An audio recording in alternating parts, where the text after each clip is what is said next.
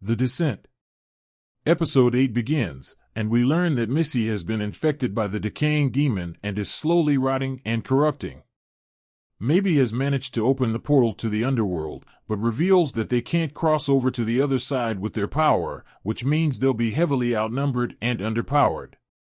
Plus, Maybe has to stay behind and keep the portal open so the group can return to the mortal world.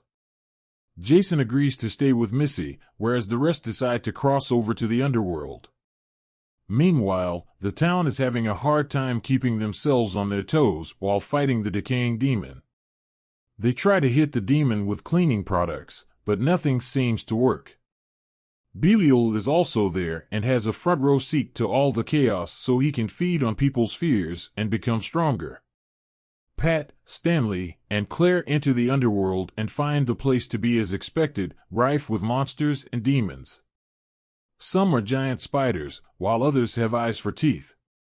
No matter the appearance or size, they all are dangerous and can easily kill anyone.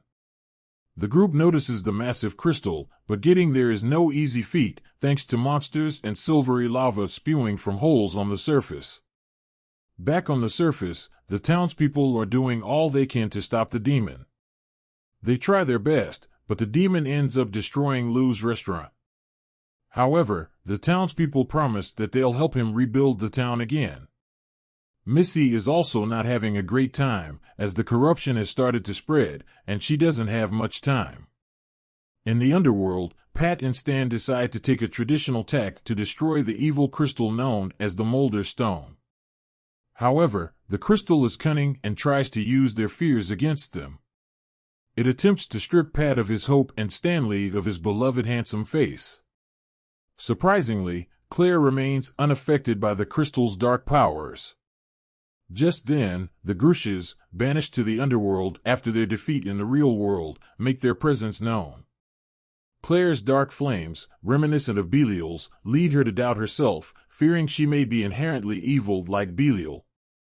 Thankfully, Pat and Stan reassure Claire that what truly matters is how she chooses to use her powers, for either good or evil. Understanding their message, Claire decides to use her flame powers for good, ultimately destroying both the Grushes and the Molder Stone. As soon as the stone breaks into 1,000,000 pieces, the demon itself turns to dust, and the town is saved.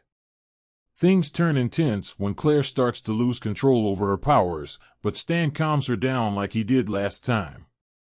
Maybe opens the portal again, and the trio manages to cross over to the human world just in the nick of time. Brock once again tries to manipulate everyone into believing that they can't trust the monsters and need to get rid of them, but no one pays heed to what he says and walks away. Missy is also cured, and the best thing is that she once again gets back with Nelson, her crush. As for Belial, he appears again, saying that the demon was just a distraction and that while the group was in the underworld trying to destroy the crystal, he possessed their entire town. The episode review. Despite Belial's loss against the decaying demon, he manages to outmaneuver the group by possessing the entire town while they are away destroying the Molder Stone. It seems that Belial is planning to strike a deal with Claire, offering to spare the townspeople in exchange for her help. Knowing Claire's kind-hearted nature, it's clear that she will go to great lengths to protect her loved ones and the townspeople, even if it means making a deal with Belial.